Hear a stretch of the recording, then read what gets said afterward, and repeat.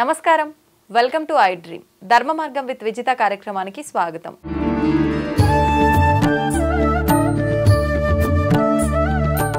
నమస్కారం గురుగారు. నమస్తే అమ్మ.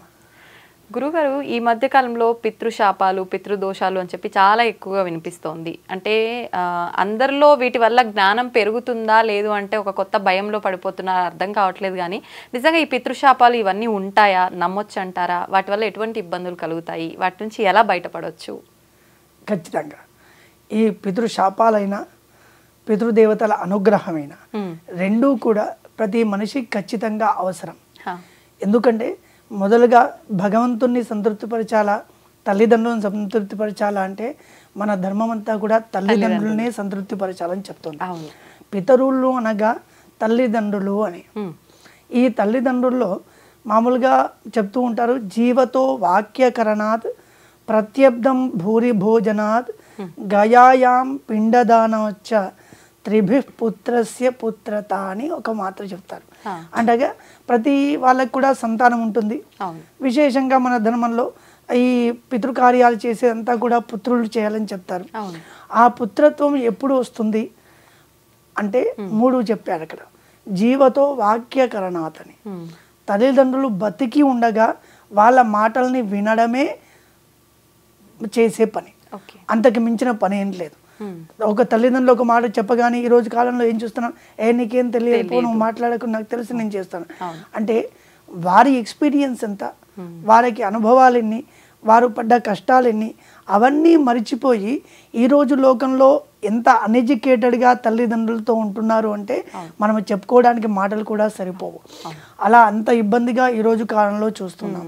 ఒకటి మాత్రం వాస్తవం, మనము మన తల్లిదండ్రులతో ఎలా ఉంటామో మన పిల్లలు మనతో అలానే ఉంటారు.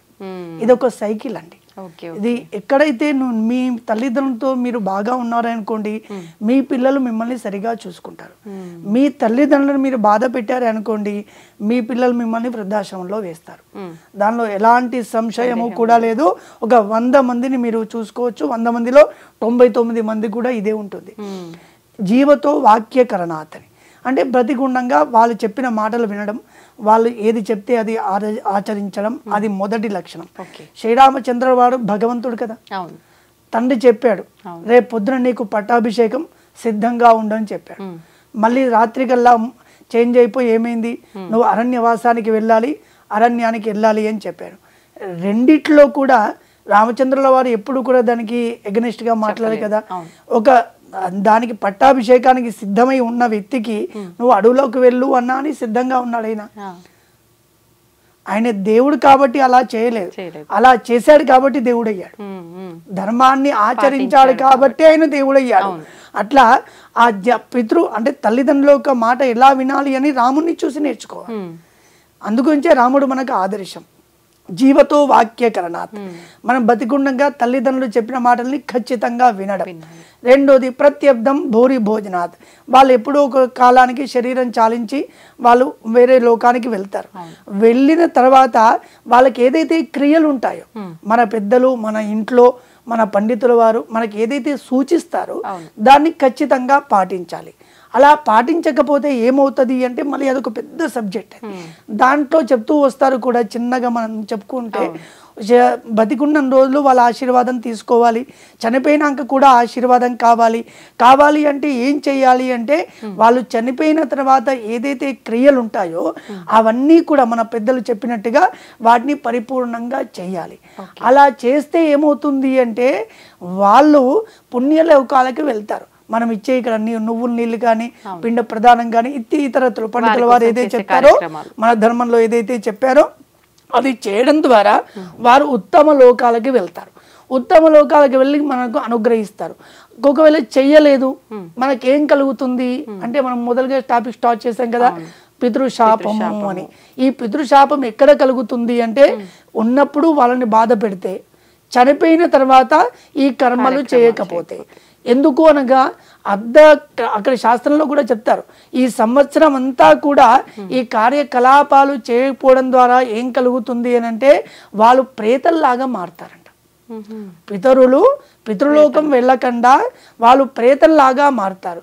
మారి ఏం చేస్తారు, స్వజనాను బాధమానాస్తే అంటారు. వాళ్ళని బాధించడం ప్రారంభం చేస్తుంటారు. కొంతమందికి చూస్తుంటాం, అన్నీ ఉంటాయి, సుఖం అనేది ఉండదు. చాలా మందిని చూస్తూ ఉంటాం.